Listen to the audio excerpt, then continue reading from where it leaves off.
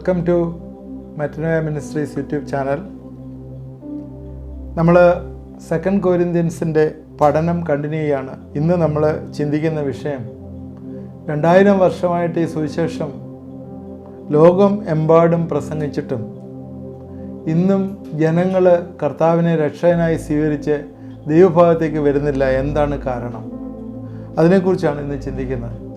നിങ്ങൾ ഈ channel subscribe ചെയ്തിട്ടില്ലെങ്കിൽ നിങ്ങൾ സബ്സ്ക്രൈബ് ചെയ്യുക. ഇതുപോലെയുള്ള ചിന്തകൾ, ബൈബിൾ സ്റ്റഡീസ്, അതുപോലെ ലേറ്റസ്റ്റായിട്ടുള്ള ചരിത്രത്തിൽ നടക്കുന്ന സംഭവങ്ങൾ, വേദപുസ്തക പശ്ചാത്തലത്തിൽ ഇങ്ങനെയുള്ള കാര്യങ്ങളെക്കുറിച്ചൊക്കെയുള്ള ചിന്തകളാണ് ഈ ദിവസങ്ങളിൽ വരുന്നത്. നിങ്ങൾ ഇത് സബ്സ്ക്രൈബ് ചെയ്യാത്തവർ ഇത് സബ്സ്ക്രൈബ് ചെയ്യണമേ എന്ന് റിക്വസ്റ്റ് ചെയ്യാം. നമ്മൾ സുവിശേഷം യേശുക്രിസ്തു മരിച്ച് അടക്കപ്പെട്ടു, ഉയർത്തെഴുന്നേറ്റു, ഇന്നും ജീവിക്കുന്ന കർത്താവായി ജീവിക്കുന്നു എന്നുള്ള ഈ സുവിശേഷം 2000 വർഷങ്ങളായിട്ട് ലോകത്തിലൊക്കെയും പ്രസംഗിക്കുന്നു.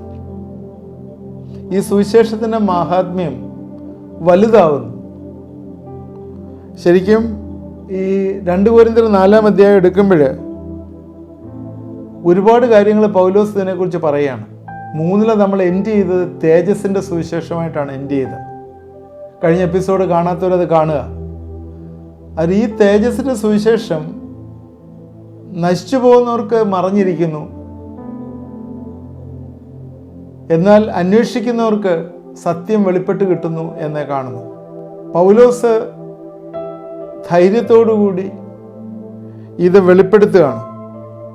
ലജ്ജാകരമായ രഹസ്യങ്ങൾ, ഉപായം, വചനത്തിൽ കൂട്ടിച്ചേർക്കൽ, ഇങ്ങനെയുള്ള കാര്യങ്ങളൊന്നും ചെയ്യാതെ മനസാക്ഷി തന്നെ ശുദ്ധമായി ദൈവത്തിൻ്റെ വചനം വെളിപ്പെടുത്തുമ്പോൾ അത് നശിച്ചു പോകുന്നവർക്ക് മറഞ്ഞിരിക്കുന്നു എന്ന് കാണുന്നു. അതിൽ ഇത്രയും നല്ലൊരു സുവിശേഷം, ആളുകളെ രക്ഷയിലേക്ക് നടത്തുകയും ജീവനിലേക്ക് നടത്തുകയും ചെയ്യുന്ന ഒരു സുവിശേഷം, എന്തുകൊണ്ടാണ് ഇത് ഇന്ന് ഇത്രയും ആകാത്തതെന്ന് ചോദിച്ചാൽ, it is because of the spiritual blindness. അത് ശരിക്കും ഇത് ഒരു അന്ധകാരം, വെളിച്ചത്തിൻ്റെ പ്രകാശനമില്ലായ്മ, ആത്മീയമായിട്ടുള്ളൊരു കുരുടായ അവസ്ഥ. അതുകൊണ്ടാണ് ഇന്നത് ആളുകൾ മനസ്സിലാക്കാത്തത്. ആളുകൾ ഇന്ന് കൂടുതലും റിലീജിയസ് ആവാനായിട്ടാണ് ശ്രമിക്കുന്നത്. ഒരു മതം പഠിപ്പിക്കുക എന്നുള്ളത്. എന്നാൽ ക്രിസ്ത്യാനിറ്റി എന്ന് പറയുന്ന ഒരു മതമാണ്, ഇല്ലെന്ന് ഞാൻ പറയുന്നില്ല, അത് ഞാൻ പറയുന്നുണ്ട്. Christianity is A religion. എന്നാൽ യേശുക്രിസ്തു ഒരിക്കലും ക്രിസ്ത്യാനിറ്റി സ്ഥാപിച്ചിട്ടില്ല. നമ്മൾ ചതിക്കപ്പെടരുത്, നമ്മൾ നഷ്ടപ്പെട്ടു പോകരുത് എന്ന് മാത്രമേ യേശുക്രിസ്തു ആഗ്രഹിച്ചുള്ളൂ. യേശുക്രിസ്തു ഈ ലോകത്തിൽ വന്നത് ദൈവത്തിൻ്റെ രാജ്യം സ്ഥാപിക്കാനായിട്ടാണ്. അത് യേശുക്രിസ്തു പഠിപ്പിച്ച കാര്യങ്ങൾ, യേശുക്രിസ്തു ഇംപ്ലിമെൻ്റ് ചെയ്ത കാര്യങ്ങളെല്ലാം പഴയ നിയമത്തിലുള്ള കാര്യങ്ങൾ പൂർത്തീകരിക്കുകയായിരുന്നു.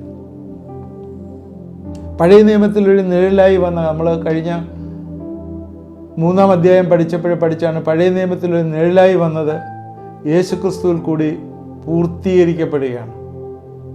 അതിൽ കൂടിയുള്ള ഈ രക്ഷയും ഈ വിടുതലും ഈ സത്യം ഇന്ന് ജനങ്ങൾ മനസ്സിലാക്കുന്നുണ്ടെങ്കിലും അവരുടെ എഡ്യൂക്കേഷനും ഡിബേറ്റ് സ്കില്ലും ഇൻ്റലിജൻസും കൊണ്ട് പലപ്പോഴും അത് അക്സെപ്റ്റ് ചെയ്യാൻ വയ്യാത്ത ഇരിക്കുന്നത് ശരിക്കും ഈ 2 കൊരിന്ത്യർ 4:4 പറയുന്ന വാക്യമാണ്. ദൈവപ്രതിമയായ ക്രിസ്തുവിൻ്റെ തേജസ്സുള്ള സുവിശേഷത്തിൻ്റെ പ്രകാശനം ശോഭിക്കാതിരിക്കാൻ ഈ ലോകത്തിൻ്റെ ദൈവം അവിശ്വാസികളുടെ മനസ്സെ കുരുടാക്കി. സോ ഈ ലോകത്തിലെ ദൈവം, ഇമേജ് ഓഫ് ഗോഡ്, ഈ ലോകത്തിലെ ദൈവം അവിശ്വാസികളുടെ മനസ്സ് കുരുടാക്കി. ഈ ഗ്ലോറിയസ് ഗോസ്പല് അവർക്ക് കിട്ടാതിരിക്കുവാൻ വേണ്ടി അവിടെ ഹൃദയത്തിൽ പ്രകാശിക്കേണ്ടതായിട്ടുള്ള ഈ സുവിശേഷം ഇന്ന് ഇരുട്ടായിപ്പോയി എന്ന് കാണുന്നു. ഈ അറിവില്ലായ്മ അല്ലെങ്കിൽ കുരുടാക്കൽ അല്ലെങ്കിൽ കാഴ്ചയില്ലായ്മ ആത്മീയമാണ്. അത് ബുദ്ധിക്ക് അതീതമാണ്. മനസ്സാണ് ബ്ലൈൻഡായി പോയത്. അതുകൊണ്ട് എന്താണ്, സുവിശേഷത്തിൻ്റെ പ്രകാശം വരുമ്പോൾ എന്തോ ഒരു പേടി പോലെ, അതിനോടൊരു വെറുപ്പ് പോലെ, അത് ആർഗ്യൂ ചെയ്യപ്പെടുകയാണ്, അതിനെതിരായിട്ട് പ്രവർത്തിക്കുകയാണ്. അതല്ലേ യൂറോപ്പിലൊക്കെ എത്തിസം ധാരാളമായിട്ട് വർദ്ധിച്ചു വന്നത്. ഇപ്പോഴവർ തിരിച്ചു വരാൻ തുടങ്ങി. അതല്ലേ അമേരിക്കയിൽ നിന്നൊക്കെ ഇത് മാറിപ്പോകാനായിട്ടുള്ള കാരണം. ഇന്ത്യ പോലുള്ള രാഷ്ട്രങ്ങളിൽ ഇന്ന് ഇതിന് എഗൻസ്റ്റായിട്ട് റൂൾ ഉണ്ടാക്കുന്നതിൻ്റെ കാരണം എന്താണ്? ദൈവത്തിന് മാത്രമേ ഈ ലൈറ്റ് കത്തിക്കാനായിട്ട് പറ്റുള്ളൂ. മത്തായിയുടെ സുവിശേഷം 6-ാം അധ്യായത്തിൻ്റെ 21-ാം വാക്യത്തിലെ യേശു പറഞ്ഞൊരു സ്റ്റേറ്റ്മെൻ്റാണ്, കണ്ണ് കേടുള്ളെങ്കിലും നിൻ്റെ ശരീരം മുഴുവൻ ഇരുണ്ടതായിരിക്കും, എന്നാൽ നിന്നിലുള്ള വെളിച്ചം ഇരുട്ടായാൽ ഇരുട്ടെത്ര വലുത്. If therefore the light that is in thee be darkness, how great is the darkness. നമ്മുടെ ഉള്ളിലുള്ള വെളിച്ചം ഇരുട്ടായി പോയാൽ, നമുക്കറിയാം ഇരുട്ടെന്ന് പറയുന്ന ഒരു പ്രതിഭാസം ശരിക്കും വെളിച്ചത്തിൻ്റെ അഭാവമാണ്. എന്നാൽ ഇപ്പോഴുള്ള വെളിച്ചം കൂടി ഉള്ളിൽ നിന്ന് പോയാൽ ഇരുട്ടെത്ര ഭയങ്കരമായിരിക്കും എന്നുള്ളത്. ഈ നാളുകളിലെ, ഈ അന്ത്യനാളുകളിലെ ഈ ഡിസിപ്ഷൻ ധാരാളമായി കൂടിക്കൊണ്ടിരിക്കുന്ന സമയമാണ്. അത് സത്യം ഡിസപ്പിയർ ചെയ്ത് പോകുന്നതുകൊണ്ടല്ല, അനേകം ആളുകൾ സത്യത്തെ റെഫ്യൂസ് ചെയ്യുന്നു എന്നുള്ളതാണ്. യോഹന്നാൻ 3:19 ന്യായവിധി എന്ന് പറയുന്നത് അത് തന്നെയാണ്. വെളിച്ചം ലോകത്തിലേക്ക് വന്നിട്ടും മനുഷ്യൻ ഇരുളിനെ കൂടുതലായിട്ട്, വെളിച്ചത്തിനേക്കാളും കൂടുതലായിട്ട് ഇരുളിനെ സ്നേഹിച്ചു എന്നുള്ളതാണ് ന്യായവിധി എന്നുള്ളതിൻ്റെ ഡെഫിനിഷൻ പോലും. യേശുക്രിസ്തു പറഞ്ഞിരിക്കുന്നതാണ് ന്യായവിധി എന്ന് പറയുന്നത്. അത് കേൾക്കുമ്പോൾ ആൾക്ക് കളിയാക്കാം, എന്നാൽ അതൊരു വാണിംഗ് ആണ്. അത് നമുക്കിപ്പോഴേ ദർശിക്കത്തില്ല, എന്നാൽ എറ്റേണലി അത് നമ്മൾ മനസ്സിലാക്കും. എന്നാൽ നമുക്ക് അതുകൊണ്ട് നിരാശപ്പെടേണ്ട ആവശ്യമില്ല. ഇപ്പോഴും still there is a hope. ഈ ബ്ലൈൻഡ്നെസ് എന്ന് പറയുന്ന പെർമനൻ്റ് അല്ല. ഒരു ചെയിനിൽ കെട്ടപ്പെട്ടു എന്ന് പറഞ്ഞാൽ ആ ചെയിൻ പൊട്ടിച്ചുകൂടാന്നില്ല. Chain can be broken, eyes can be opened. ദൈവം ഇപ്പോഴും നമ്മളെ സേവ് ചെയ്യാനായിട്ട് ആഗ്രഹിക്കുന്ന ദൈവമാണ്. ഇന്ന് ഈ സുവിശേഷം, ദ ഗ്ലോറിയസ് ഗോസ്പൽ, അതൊരു മതത്തിന് വേണ്ടിയുള്ള ഒരു രക്ഷയല്ല, അതൊരു സെൽഫ് ഇംപ്രൂവ്മെൻറ്റും പ്രവർത്തനമൊന്നുമല്ല. ഇത് യേശുക്രിസ്തു ഓൾറെഡി ചെയ്തൊരു പ്രവൃത്തിയാണ്. യേശുക്രിസ്തു നമ്മുടെ പാപങ്ങൾക്ക് വേണ്ടി മരിച്ചു, അടക്കപ്പെട്ടു, 3-ാം ദിവസം ഉയർത്തെഴുന്നേറ്റു. 1 കൊരിന്ത്യർ 15:1-4 വരെയുള്ള സമയത്ത് നമ്മൾ പുനരുത്ഥാനത്തെക്കുറിച്ച് പഠിച്ചപ്പോൾ ഇത് പറഞ്ഞതാണ്. രക്ഷ എന്ന് പറയുന്ന ഒന്നുമില്ല, ഈ കർത്താവിൽ വിശ്വസിക്കുക എന്നുള്ളതാണ്.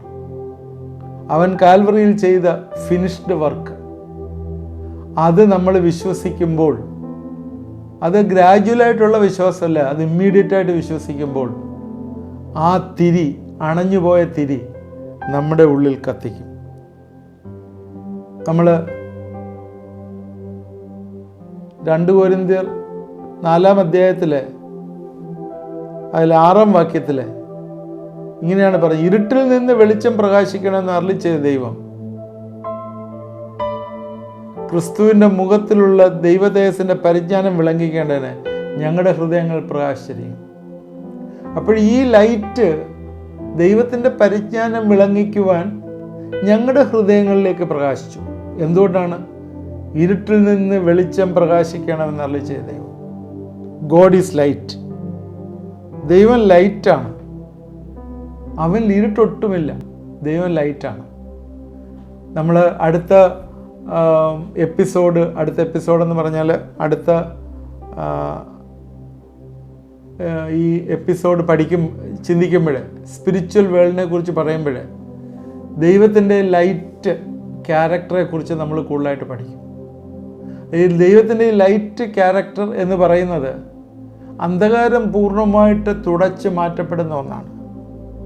ആ ഒരു ക്യാരക്ടർ നമ്മൾ വരാത്തിടത്തോളം കാലം നമ്മൾ ആത്മീയ അന്ധതയിലായിരിക്കും ജീവിക്കുന്നത്. അതുകൊണ്ട് ഈ ആത്മീയ അന്ധതയിൽ നമ്മൾ സത്യത്തെ റിജക്റ്റ് ചെയ്യും. സത്യം എന്ന് പറയുന്ന ഗോസ്പലിനെ റിജക്റ്റ് ചെയ്യും. നമ്മൾ ഈ ലൈറ്റിന് എഗൻസ്റ്റായിട്ട് ആർഗ്യൂ ചെയ്യും. നമ്മളതിൽ നിന്ന് ഓടി രക്ഷപ്പെടാൻ നോക്കും. എന്നാൽ കർത്താവ് നമ്മളോട് പറയുന്നത് അങ്ങനെയല്ല. ഇരുട്ടിൽ നിന്ന് വെളിച്ചം പ്രകാശിക്കണം എന്ന് കർത്താവ് പറഞ്ഞിട്ട് കർത്താവ് പറയുന്ന ഈ ഗോസ്പൽ വിശ്വസിക്കൂ. ഗോസ്പൽ വിശ്വസിച്ചാൽ നിങ്ങൾക്ക് ജീവൻ വരും, സമൃദ്ധിയായ ജീവൻ വരും. യേശു ക്രിസ്തു പഠിപ്പിച്ചിരിക്കുന്നത് അതുതന്നെയാണ്. യോഹന്നാൻ 10:10 ഞാൻ നിങ്ങൾക്ക് ജീവൻ നൽകുവാനും സമൃദ്ധിയായ ജീവൻ നൽകുവാനും വന്നിരിക്കുന്നു. അതിന് മുമ്പിൽ പറയുന്നുണ്ട് പിശാച് അറക്കുവാനും മുട്ടിക്കുവാനും വരുന്നു. സോ നമ്മളുടെ ജീവിതങ്ങളിലെ സ്പിരിച്വൽ ബ്ലൈൻഡ്നെസ് കൊണ്ടുവരുന്നത് ഈ ലോകത്തിലെ ദൈവമാണ്. ഈ ലോകത്തിലെ ദൈവം ഈ സ്പിരിച്വൽ ബ്ലൈൻഡ്നെസ് കൊണ്ടുവന്ന് നമ്മളെ അറത്ത് മുടിച്ചൊരു പരുവാക്കും. ഇവിടെ പരുവാക്കിയില്ലെങ്കിൽ പോലും എറ്റേണലി നിങ്ങളൊരു പരുവമായിരിക്കും. അതായത് ഞാൻ നേരത്തെ നിങ്ങളോട് പറഞ്ഞ സ്പിരിച്വൽ വേൾഡിനെ കുറിച്ച് ഈ സീരീസ് കഴിയുമ്പോൾ പുതിയ എപ്പിസോഡ് തുടങ്ങുമ്പോഴേ നിങ്ങൾക്കത് ശ്രദ്ധയോടുകൂടി ഇരിക്കുകയാണെങ്കിൽ ഈ സ്പിരിച്വൽ വേൾഡിൽ എന്തൊക്കെയാണ് നടക്കുന്നതെന്ന് ശരിക്കും പറഞ്ഞുതരാം. അത് നിങ്ങളത് കേൾക്കുമ്പോൾ ചിലപ്പം ചിരിച്ചേക്കാം, എന്നാൽ ബൈബിളുമായിട്ട് റിലേറ്റ് ചെയ്തുള്ള മീനിങ്ങിൽ അത് നിങ്ങളുടെ മുമ്പിൽ പ്രസൻറ്റ് ചെയ്യാം. ഈ സ്പിരിച്വൽ ബ്ലൈൻഡ്നെസ് കൊണ്ടുവരുന്ന ഈ ലോകത്തിലെ ദൈവമാണ്. ഒരിക്കലത് കത്തിച്ചതാണ്. ആദാമിൻ്റെയും ഹവ്വായുടെയും ലൈഫിൽ അതുണ്ടായിരുന്നു, അത് കെടുത്തിക്കളഞ്ഞതാണ്. യേശുക്രിസ്തുവിൻ്റെ കാൽവറി മരണത്താൽ അതിന്ന് കത്തിച്ചിരിക്കുകയാണ്. അത് നിങ്ങൾക്ക് അവൈലബിളാണ്. ഒന്നും ആവശ്യമില്ല. നിങ്ങൾ പോയി അത് നിങ്ങളുടെ ഹൃദയത്തിൽ അതൊന്ന് കത്തിച്ചാൽ മതി. നിങ്ങളുടെ ലൈറ്റ് വരും, അന്ധകാരം മാറും. എന്നാൽ നമ്മൾ എന്ത് ചെയ്യുകയാണ്?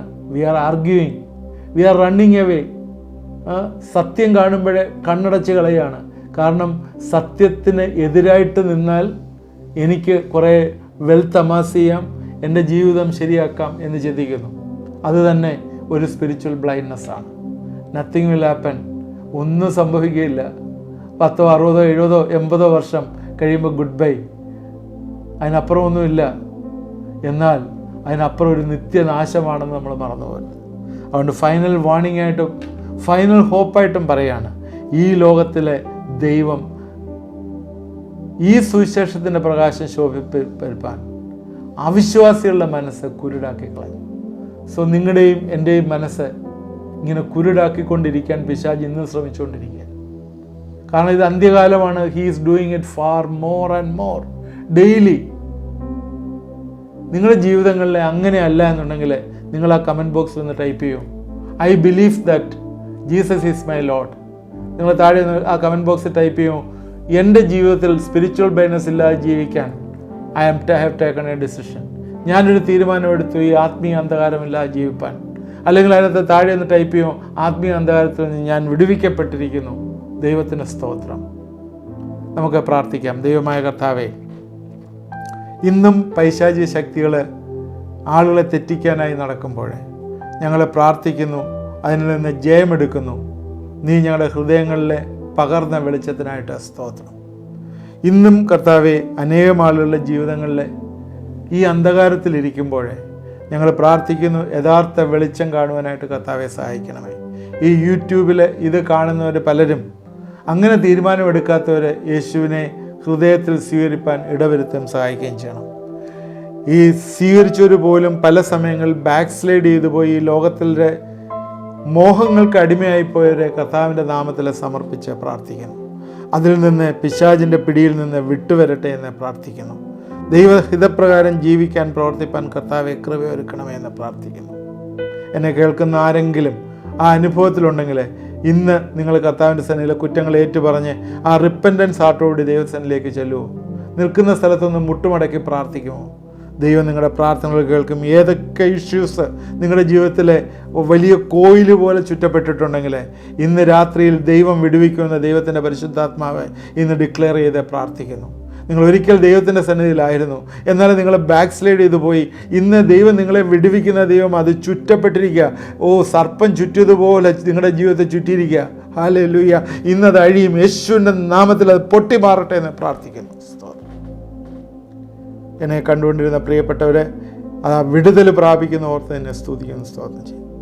യേശു ക്രിസ്തുവിൻ്റെ നാമത്തിൽ തന്നെ ആമേൻ. ഇത് നിങ്ങൾ വാച്ച് ചെയ്യുക. നമ്മൾ 4-ാം അധ്യായത്തിലാണ് നിൽക്കുന്നത്. ഇന്ന് ഈ ലോകത്തിൻ്റെ ദൈവത്തെക്കുറിച്ചും നമ്മുടെ ഹൃദയത്തെ കുരുടാക്കിയതും ആണ് സംസാരിച്ചത്. ഇനിയും തുടർമാനമായിട്ട് സംസാരിക്കാനുണ്ട്. ഓരോ സബ്ജക്റ്റുകൾ നമുക്ക് പറയാം. ഇത് ആദ്യമായിട്ട് കാണുന്നത് സബ്സ്ക്രൈബ് ചെയ്യുക, നിങ്ങളുടെ ഫ്രണ്ട്സിന് ഷെയർ ചെയ്ത് കൊടുക്കുക, പ്രയർ റിക്വസ്റ്റുകൾ ആ വാട്സാപ്പ് നമ്പറിൽ അയച്ചു തരിക. അതുപോലെ എന്തെങ്കിലുമൊക്കെ ഡൗട്ട്സ് ഉണ്ടെങ്കിൽ നിങ്ങൾ അറിയിക്കുക. ദൈവം നമ്മളെല്ലാവരെയും അനുഗ്രഹിക്കട്ടെ.